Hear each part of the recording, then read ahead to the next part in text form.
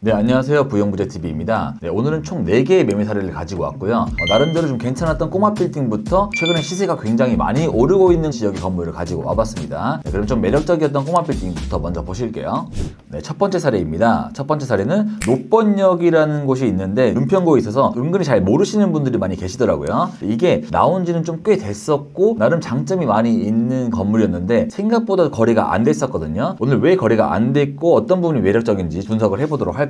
네, 위치는 노번역 5번 출구에서 위로 올라가면 이 북쪽에 레미안 아파트와 힐스테이트 아파트, 신축 아파트들이 앞에 있습니다. 그 건너편에 있는 이 대로변 코너 건물이 거래가 됐습니다. 개요 한번 보실게요. 네, 본 건물은 35억이 거래가 됐고 계약일은 7월 15일, 잔금일은 1월 2일 날 잔금을 했고요. 대지 면적은 68.9평, 연면적은 225평의 건물이고 지하 1층, 지상 5층 건물인데 이 건물에서는 보증금이 1억 6천, 임대료는 995만 원이 나와서 수익률은 자그마치 3.8%였던 거죠. 그래서 아까 제가 이 건물이 장점이 좀 많다라고 말씀을 드렸는데 하나하나 짚어보자면 나름대로 역세권에 위치를 해 있고 대로변 코너에 있고 신축 아파트 대단지 앞에 있어서 나름 좀 항아리 상권이라고 볼 수도 있고요. 또 이 건물이 대지가 68평인데 건물이 225평이잖아요. 그래서 용적률도 272%를 받아서 나름 용적률 이득도 받은 건물이고 또 2021년도에 리모델링을 한번 했다 보니까 엘리베이터도 잘 갖춰져 있는 나름대로 손도 볼 게 없고 수익도 3.8%인 장점만 가지고 있는 그런 건물이었죠. 하지만 이 매물이 나온 지는 한 2년이 좀 넘었던 것 같아요. 그때 당시에는 뭐 30억 후반에도 나왔었고 40억대도 나왔었는데 비록 계약이 된 건 35억이긴 하지만 그래도 저는 충분히 빨리 거래가 될 수 있을 거라고 생각했는데 가장 큰 단점인 상권을 잘 모르시는 분들이 많이 계시는 지역이고 은평구라는 것 때문에 좀 거래가 안 되지 않았나라고 생각을 합니다. 이 건물이 은평구가 아니라 좀 내려왔을 때 관악구라든지 뭐 동작구 이런 쪽에 있었다면 충분히 빨리 팔리고도 남고 또 금액을 좀 더 받을 수 있었지 않을까라고 생각을 하는데 서울 외지역인 은평구에 있고 상권이 없는 그런 곳에 있다 보니까 좀 안 팔렸다라고 생각을 하고 있어요. 그래서 제가 좀 말씀드리고 싶은 포인트는 나름 건물이 매력적이기도 하고 장점이 많이 가지고 있지만 정말 사람들이 많이 아는 지역의 건물을 투자를 해야 내가 팔 때도 그 효과를 본다라고 생각을 하고 있거든요. 그래서 이게 정말 장점이 많은 건물이었지만 그 지역 자체가 선호하는 곳에 있지 않다 보니까 좀 늦게 팔렸던 그런 사례여서 제가 사례로 가지고 와봤습니다.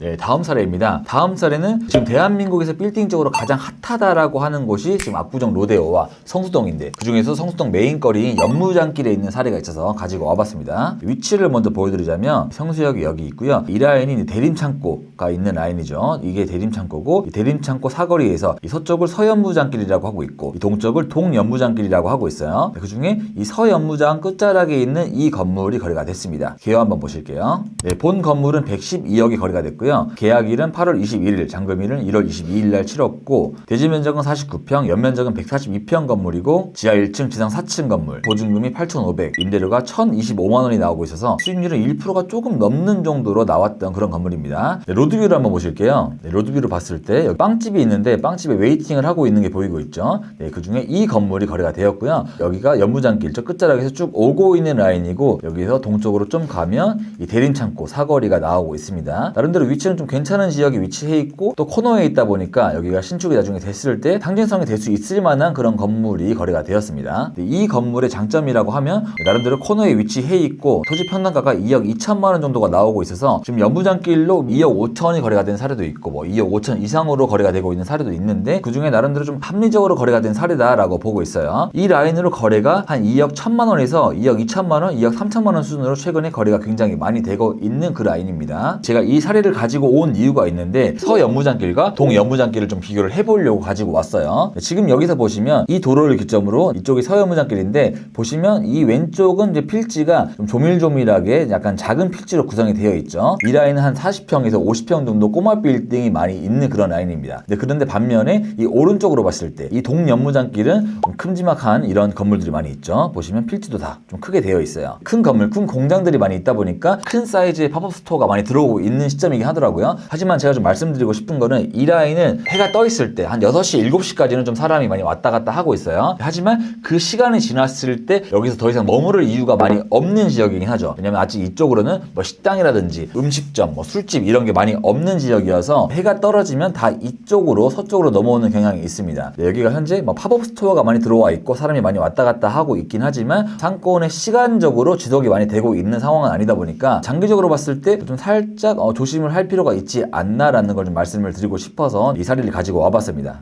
네, 다음 사례입니다. 다음 사례는 일단은 제가 생각했을 때 이 삼성동 라인에서 가장 차익을 쉽게 얻었던 건물이었지 않나라고 생각을 하는데 위치 한번 보실게요. 위치는 삼성역이 있고 삼성역 서쪽에 코엑스가 있죠. 이 코엑스 건너편 이 라인으로 이제 삼성동 먹자골목이 형성이 되어 있는데 이 메인 도로에서 살짝 벗어나 있는 이 골목에 있는 이 건물이 거래가 됐는데 개요 한번 보실게요. 네, 본 건물은 165억에 거래가 됐고 계약일은 1월 3일, 잔금일은 1월 12일에 치러서 거의 한 일주일 만에 잔금이 된 그런 건물이죠. 대지 면적은 99평, 연면적은 59평의 건물이고 지하는 없는 지상 1층 건물이었습니다. 여기서는 이제 현재 임차인이 명도가 되어 있는 상태였기 때문에 이렇게 거의 안 쓰고 있었던 그런 부지라고 볼 수 있습니다. 그런데 이 건물이 평당 1억 6,600 정도의 거래가 됐는데 나름 삼성동이기도 해서 이게 뭐 비싸 보인다라는 그런 느낌이 없긴 하거든요. 하지만 2023년도 2년 전과 비교를 한번 해보겠습니다. 2년 전에는 이 건물이 이제 110억에 거래가 되었고 그때 당시에도 이제 이렇게 명도가 되어 있고 운영을 안 하는 구건물의 상태로 유지가 되고 있었죠. 하지만 이게 그냥 이 상태로 2년 동안 유지를 하다가 거의 아무것도 안 하고 그대로 55억을 차익을 얹어서 거래가 된 사례라고 볼 수 있겠습니다. 이거를 110억에 매입했을 당시에는 아무래도 이 라인이 토지거래 허가구역으로 묶여 있었기 때문에 좀 거래가 안 되기도 했었고 이걸 매입하기 위한 여러 가지 요건이 갖춰져 있었기 때문에 이 라인으로 좀 부각을 받지 못했던 그런 상황이었기도 했거든요. 그래서 나름 평당 1억 1천만 원 수준으로 저렴하게 매입을 했었습니다. 하지만 좀 중요하고 주목할 만한 그런 일이 있었는데 거리뷰로 보자면 여기는 또 골목에 있고 좀 일방통의 길에 있는 건물이에요. 보시면 좀 구 건물이 되어 있죠. 이 라인 상권도 뭐 신축 건물이 많다던가 뭐 그런 라인은 아니고 좀 옛 상권의 모습을 보이고 있는 이 라인의 건물이 이제 1억 6천에 거래가 된 겁니다. 하지만 바로 옆에 있는 건물이 최근에 거래가 되었는데 이 건물은 나름대로 리모델링만 필요한 이 건물이 거래가 됐습니다. 근데 이거는 한 평당 1억 5천 수준에 거래가 됐단 말이죠. 하지만 이 사례는 앞서 보여줬던 이 건물에 비해서 좀 부족한 상권에 위치를 해 있긴 하지만 좀 더 비싸게 거래가 된 점이 있는 거죠. 아무튼 이제 삼성동 라인으로 굉장히 많은 투자자분들이 찾고 계시기도 하고 많이 보고 있는 지역이긴 하지만 이렇게 좀 A급과 B급이 나눠지는 이 건물이 동시에 거래가 된 점을 봤을 때 나름 이럴 때야말로 옥석을 가리는 눈이 필요하지 않을까라는 그런 시장이어서 사례를 가지고 와봤습니다.